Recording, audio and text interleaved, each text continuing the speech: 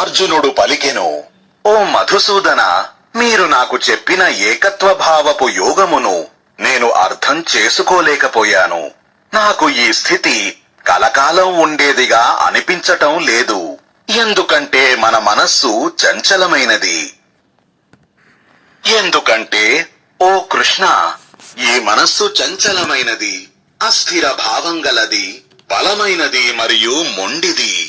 దీనిని వశంలో ఉంచుకోవడం అంటే గాలిని వశంలో ఉంచుకోవడమంత కష్టమని నేను అనుకుంటున్నాను.